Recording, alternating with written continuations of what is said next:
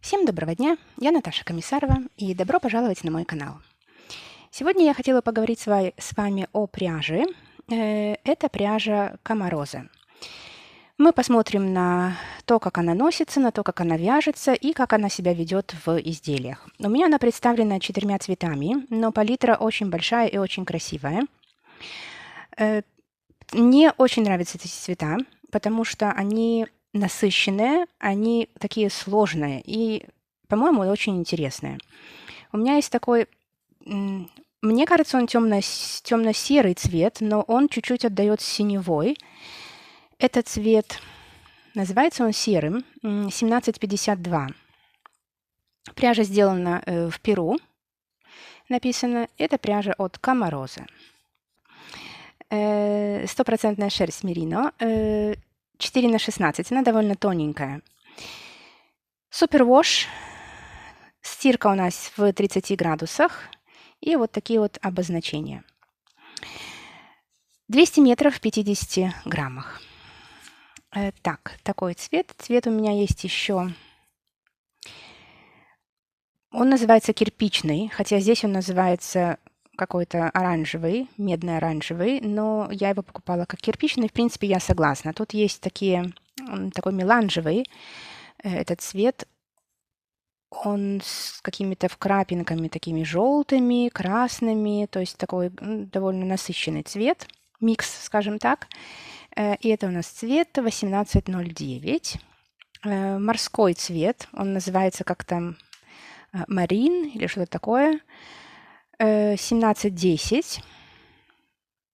Очень красивый, насыщенный такой синий цвет. Кобальтовый, я бы сказала.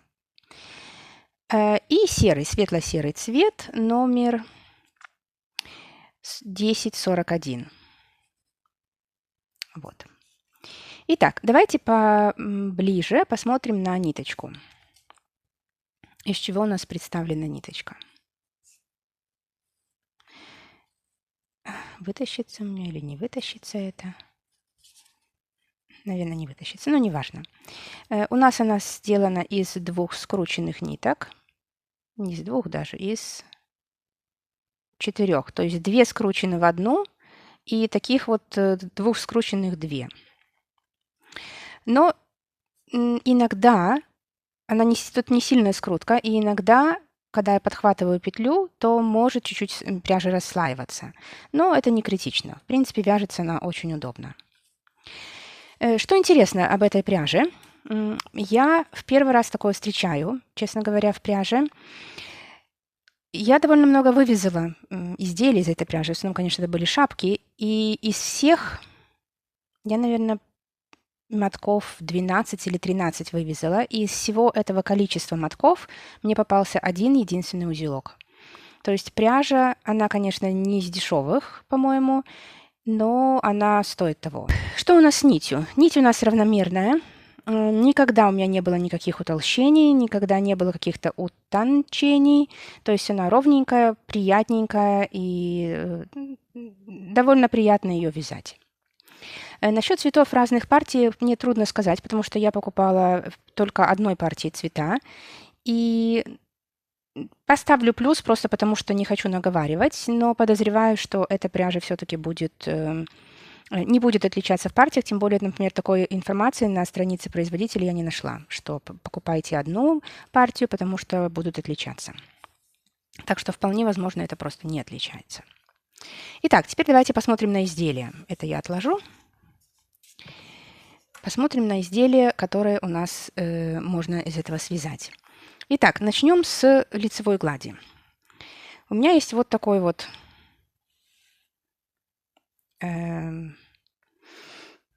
образец. Вообще-то это снуд. Я его вязала как снуд. Я его вязала из остатков пряжи, которые у меня были от вот этой вот шапки. Я ее довязала. И из остатков просто довязала этот вот снуд. Вот этот вот кусочек у меня связан из 26 грамм. И, в принципе, он носибельный. То есть я чуть-чуть заблокировала, конечно, концы, чтобы они не загинались, но его можно носить, в принципе, в полмотка неплохое себе изделие. Как мы видим, рядности нету, косины тоже нету, все прекрасно выглядит, очень красиво выглядит гладь. Это, конечно, уже после ВТО. Цвет, видите, какой насыщенный.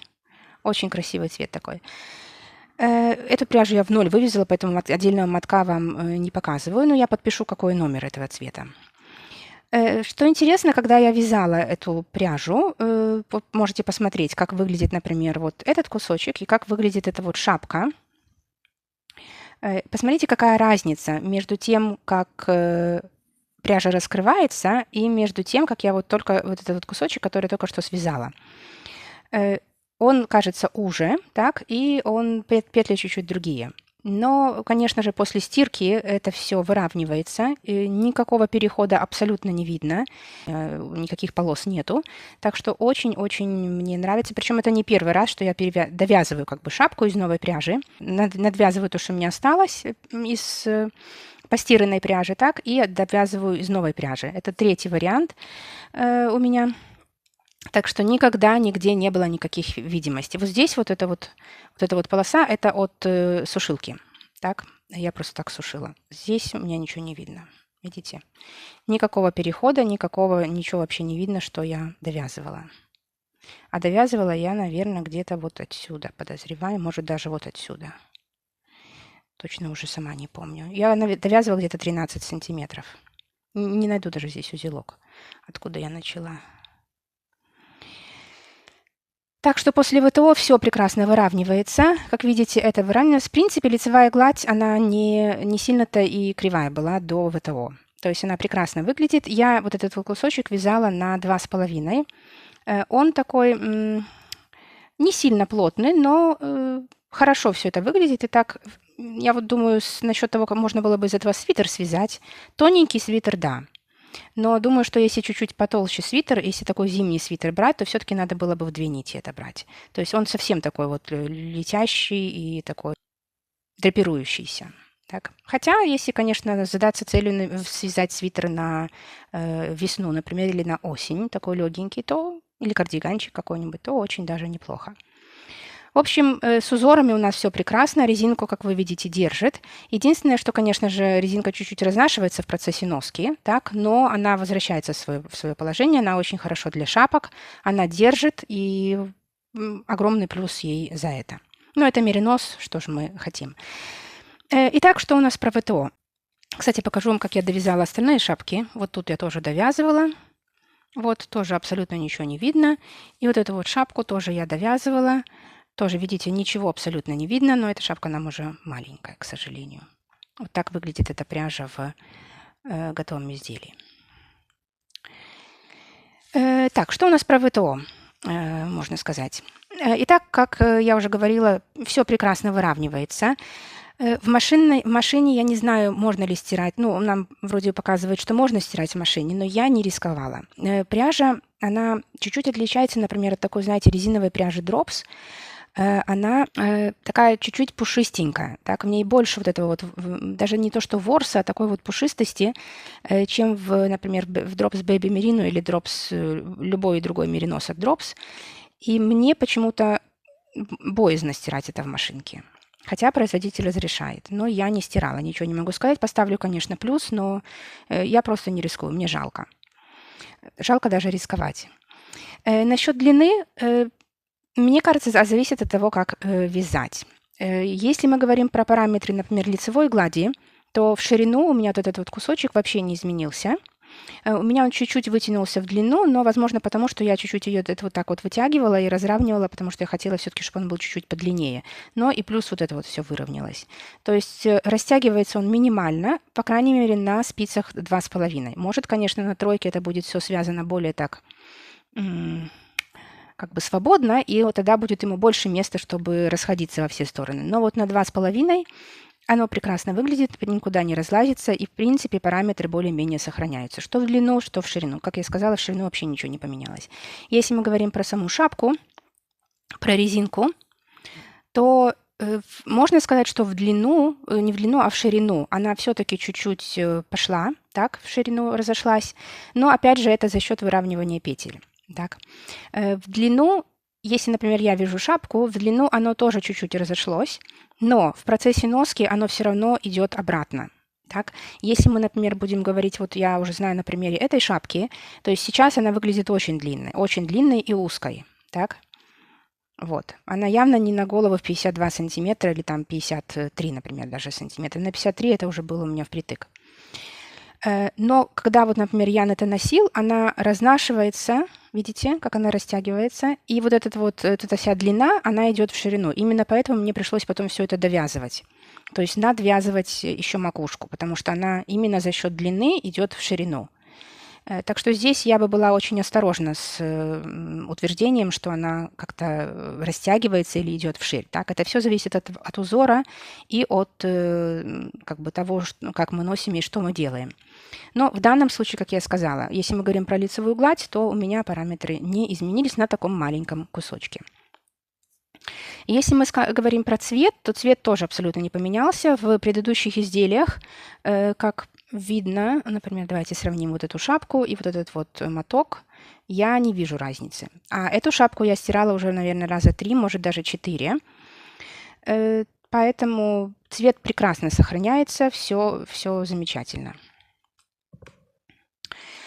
Так, и давайте перейдем к практичности. Если говорить про катышки, как вы видите, катышек нету. Это очень радует, потому что, ну, например, опять же, у многие мериносы, насколько я знаю, несмотря на то, что они супервош и там гладенькие такие, они все равно закатываются. В данном случае я не вижу этого закатывания. Единственное, что у меня были попытки закататься вот здесь, вот этой вот пряжи. Я, честно говоря, не знаю даже почему. Вот, я, наверное, так вязала ее. То есть вот эти вот штуки, не знаю, видны они или нет, вот так вот, То есть что-то здесь, конечно, есть, но я бы не назвала это катышками. Это очень легко убирается, без каких-то там... Думаю, что даже машинку можно здесь не задействовать. То есть это я не могу назвать это катышками. Так что нет, пряжа не закатывается, очень большой плюс ей за это. Пряжа мягенькая, нету такой какой-то жесткости, но это меринос, то есть мы не ждем от него никакой жесткости, и она, как меринос должен быть мягкий, так он в принципе и есть. Аксессуары прекрасно из этой пряжи вяжутся. Для деток она не колется, очень такая приятная, и она мягенькая, так она не становится такой, знаете, вот жесткой, что аж скрипит иногда. Она очень такая приятненькая. Со временем, как я уже сказала, цвет тоже сохраняется, цвет стойкий. И после первого ВТО, и после долгого ношения ничего абсолютно не меняется, она не выцветает, прекрасно очень все сохраняется. Цвета как были насыщенные, так они и остались насыщенными. Вот, например, эту шапку мы немного ее носили, но я ее стирала уже тоже раза 2, наверное. А может даже и 3, в надежде, что она сядет, но она не села. Так пришлось чуть-чуть довязывать и вносить уже на больший размер. И последнее, кстати, еще вам скажу про стирку. Что интересно, у меня, например, очень мало такого опыта с другими пряжами. Ну, в смысле, не то, что опыта, а такой ситуации. Когда я стираю вот эти вот изделия, они пахнут, ну, скажем так, мокрым животным. То есть для меня это запах мокрой собаки. Ну, подозреваю, что в данном случае это не собака, а овца, но все равно мокрого какого-то животного. Конечно же, этого запаха не чувствуется потом, когда изделие высохнет, но вот такой вот интересный факт, что когда стирается эта пряжа, она, ну, реально пахнет. То есть даже если повесить, я вот кладу, вешаю на сушилку, то есть, ну, запах чувствуется, этот запах чувствуется. Но опять же, после высыхания никакого запаха нету. Что вязать из этой пряжи? Я считаю, что она идеально подходит на любые аксессуары, потому что она мягкая, потому что она стабильная, потому что она хорошо держит все узоры резинки, потому что она прекрасно выглядит в лицевой глади. Можно вязать любые снуды, любые какие-то шарфики и так далее. Так. Если мы говорим про плечевые изделия тоненькие, осенние, да, тоже были бы тут подходили бы, хорошо было бы вязать эти изделия. Единственное, что, как я говорю, они были бы довольно тоненькие.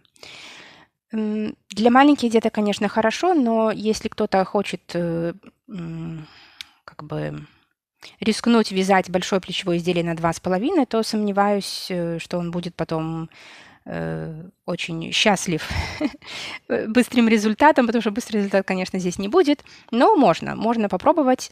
Единственное, какой смысл? То есть это, в принципе, будет равно футболке. Если вязать большое изделие, то, наверное, все-таки лучше вязать в 2 нити и чуть-чуть большими спицами, например, там. Думаю, что 3,5 на 2, 2 в 2 нити было бы здесь очень, ну, хорошая была бы плотность в данном случае. Так что, по-моему, пряжа очень годная.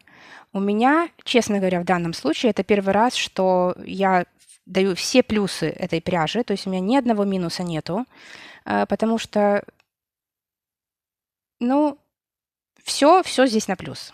И цвета, и качество, и узоры, и практичность, и даже стирка. Все прекрасно. Просто вот идеальная пряжа. По сравнению, по крайней мере, с той, которую я с которой я раньше работала. Так что я просто в эту пряжу теперь влюблена. Мне она действительно нравится. И я сейчас начала делать еще одну шапку вот себе, еще вот из такого цвета. У меня такого 3 мотка. Расход тоже прекрасный. У меня 3 мотка ушло на вот такой снуд, как я сказала, это уже остаток, и на вот эту вот шапку. А эта шапка, на минуточку, вот какая она. Она довольно большая. То есть расход 200 метров. Эта пряжа раскрывается. Прекрасный просто расход. Очень хорошо все вяжется, и много этого может получиться. Я, например, не думала, что у меня столько останется на снуд, что мне вообще возможно будет связать это. Вот такой обзор. Надеюсь, что будет полезным, и надеюсь, что вы тоже оцените по достоинству эту пряжу, потому что мне она очень-очень-очень нравится. Она универсальная, из нее вязать можно все, что угодно, и она просто очень приятно вяжется. Спасибо большое за внимание, и до новых встреч!